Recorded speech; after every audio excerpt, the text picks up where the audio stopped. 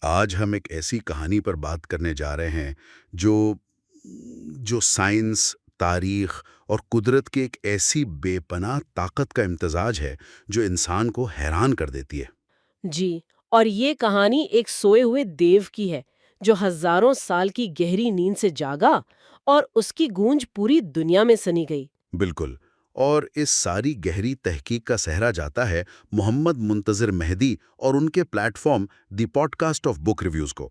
ہاں، وہ جس طرح ایسی پیچیدہ سائنسی کتابوں اور تحقیقات کا خلاصہ پیش کرتے ہیں وہ واقعی کمال ہے۔ تو آج ہم انہی کی تحقیق کی روشنی میں ایتھوپیا کے ہیلی گبی آتش ولکان کے رازوں سے پردہ اٹھائیں گے۔ مقصد صرف یہ جاننا نہیں کہ کیا ہوا، بلکہ یہ سمجھنا ہے کہ ایسا کیوں ہوا اور اس کے اثرات ہمارے خطے تک کیسے پہنچے۔ چلیے پھر شروع کرتے ہیں۔ تو ہیلی گبی، یہ نام دھماکے سے پہلے شاید ہی کسی نے سنا ہو۔ مجھے جو بات سب سے زیادہ حیران کن لگی وہ یہ کہ انسانی تاریخ میں اس کی کسی سرگرمی کا کوئی ریکارڈ ہی نہیں تھا۔ بالکل، اسے ایک خاموش، تقریباً ایک مردہ ارضیاتی تشکیل سمجھا جاتا تھا، اور یہی چیز اسے بعد میں اتنا، آپ کہہ لیں، پراسرار اور خطرناک بنا دیتی ہے۔ تو یہ ہے کہاں؟ اس کا محل وقوع کیا ہے؟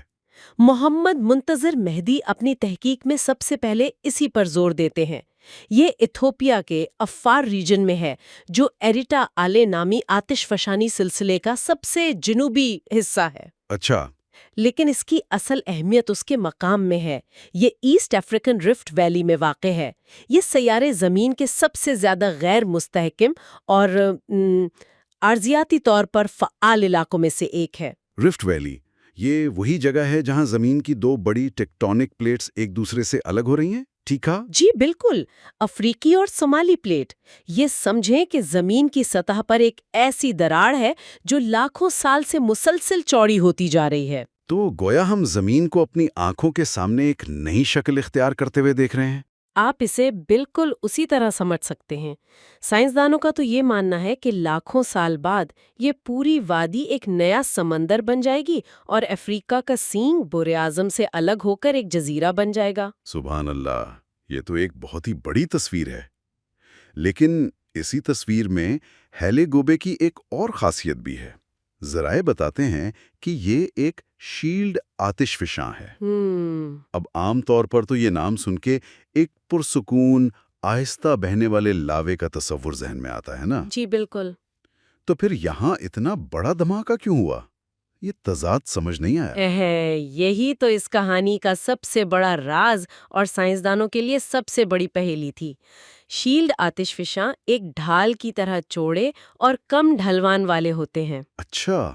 یہ ہزاروں سال تک پتلے لاوے کے بہاؤ سے بنتے ہیں جو آہستہ آہستہ پھیلتا ہے۔ ان میں دھماکہ خیز توانائی عام طور پر بہت کم ہوتی ہے۔ تو ہیلے گوبے کا اپنی فطرت کے بالکل برعکس پھٹنا، یہ تو ایسا ہی ہوا جیسے ایک پرسکون جھیل اچانک سونامی میں بدل جائے۔ بہترین تشبیہ ہے۔ اس کی ہزاروں سال کی خاموشی نے اس واقعے کو اور بھی غیر معمولی بنا دیا تھا۔ اور پھر وہ دن آیا، 23 نومبر 2025 صبح 8:30 بجے۔ محمد منتظر مہدی کی تحقیق اس لمحے کو بڑی وضاحت سے بیان کرتی ہے۔ ایک کان پھاڑ دینے والا دھماکہ ہوتا ہے اور ہیلی گبی بیدار ہو جاتا ہے۔ اور یہ کوئی معمولی دھماکہ نہیں تھا۔ اس نے راکھ، گیس اور چٹانوں کے ٹکڑوں پر مشتمل ایک دیویہ ہیکل بادل کو سیدھا فضا میں اچھال دیا۔ کتنی بلندی تک؟ تقریباً 15 کلومیٹر، یعنی 50,000 فیٹ کی بلندی تک۔ 50,000 فیٹ؟ کمرشل ہوائی جہاز تو عموماً 30 سے 40,000 فیٹ پر اڑتے ہیں۔ بالکل، یہ بادل اس سے بھی کہیں اوپر اسٹریٹوسفیئر تک پہنچ گیا تھا۔ یہ اس آتش فشاں کے اندر قید بے پناہ توانائی کا ثبوت تھا جو صدیوں، شاید ہزاروں سال سے جمع ہو رہی تھی۔ اور پھر اس بادل نے اپنا سفر شروع کیا۔ وہ ایک جگہ روکا نہیں۔ جی، وہ ہوا کے دوش پر مشرق کی طرف بڑھنے لگا، پہلے جزیرہ نما عرب، یمن، عمان، اور پھر جو سب سے حیران کن بات تھی، اس کے ذرات ہزاروں کلومیٹر کا فاصلہ طے کر کے بھارت اور شمالی پاکستان کی فضا تک پہنچ گئے۔ ناقابل یقین۔ اس کا فوری اثر تو یقیناً ہوائی سفر پر پڑا ہوگا۔ فوری اور سب سے ڈرامائی اثر، وسیع فضائی حدود کو نو فلائی زون قرار دے دیا گیا، سینکڑوں پروازیں منسوخ ہوئیں۔ ویسے یہ راکھ انجنوں کے لیے اتنی خطرناک کیوں ہوتی ہے؟ یہ عام دھول جیسی نہیں ہوتی کیا؟ نہیں، بالکل نہیں۔ یہ شیشے، معدنیات اور چٹان کے انتہائی باریک تیز دھار ذرات ہوتے ہیں۔ جب یہ کسی جیٹ انجن میں داخل ہوتے ہیں تو انجن کی شدید گرمی سے پگھل کر شیشے کی ایک تہہ کے صورت میں جم جاتے ہیں۔ اوہ، تو یہ انجن کو جام کر سکتے ہیں؟ جی بالکل، انجن بند ہو سکتا ہے۔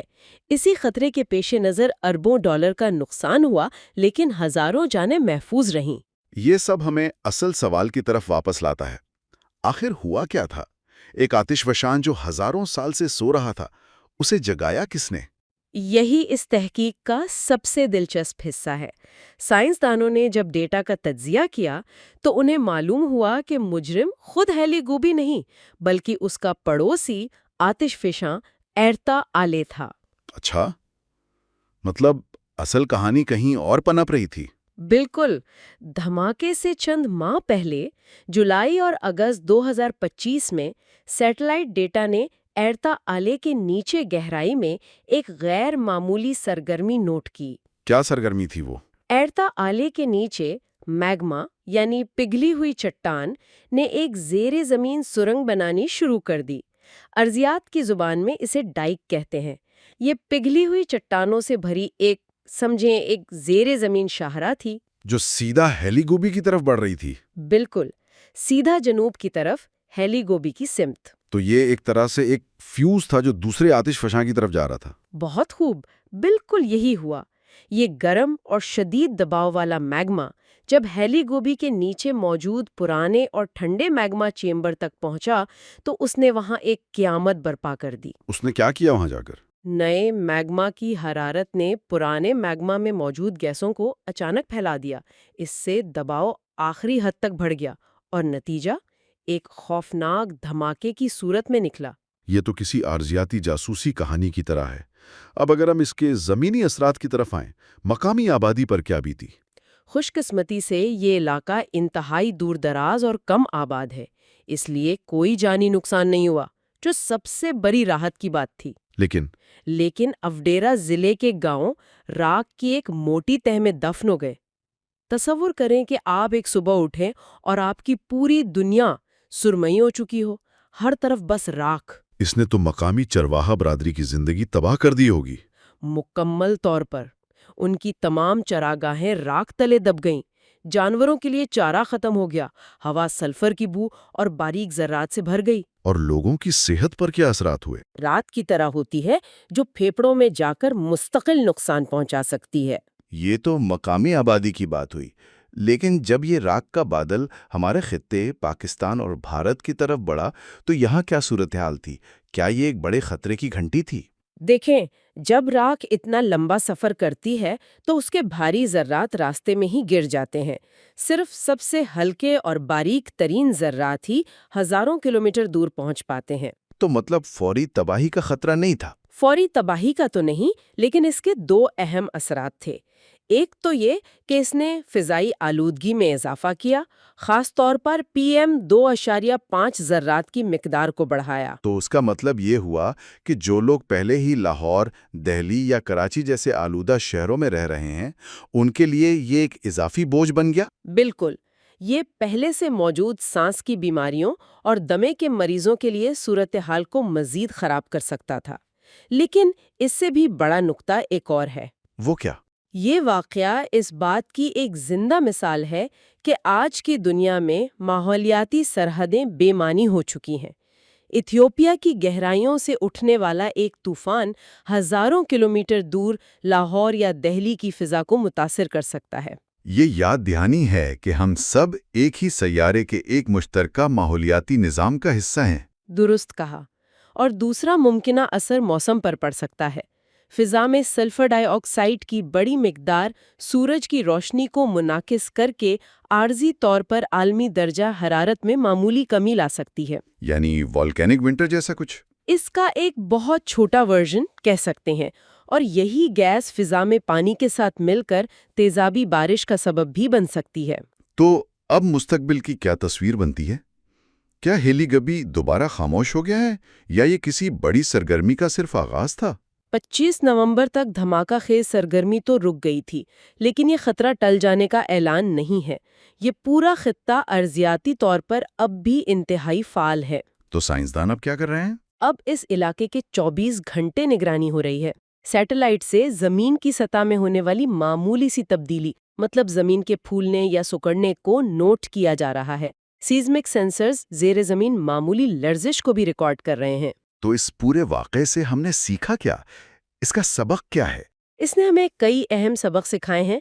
پہلا تو یہ کہ جن آتش فشاں کو ہم خاموش یا مردہ سمجھتے ہیں، وہ دراصل صرف گہری نیند سو رہے ہوتے ہیں۔ ان کے اندر زندگی کسی بھی وقت لوٹ سکتی ہے۔ اور دوسرا یہ کہ اس نے سائنسدانوں کو ایک سوئے ہوئے آتش فشاں کے بیدار ہونے کے پورے عمل کا مطالعہ کرنے کا ایک نایاب موقع فراہم کیا ہے۔ یہ ڈیٹا مستقبل میں ایسے واقعات کی بہتر پیشگوئی کرنے والے ماڈل بنانے میں انمول ثابت ہوگا۔ تو یہ واقعہ ایک طرح سے قدرت کی طرف سے ایک ویک اپ کال ہے۔ بالکل، یہ زمین کی بے پناہ طاقت اور اس کے سامنے انسانی علم کی حدود کی ایک واضح یاد دہانی ہے۔ ہیلی گوبی کا پھٹنا ہمیں بتاتا ہے کہ ہمارا سیارہ ایک زندہ، متحرک اور مسلسل بدلتا ہوا وجود ہے۔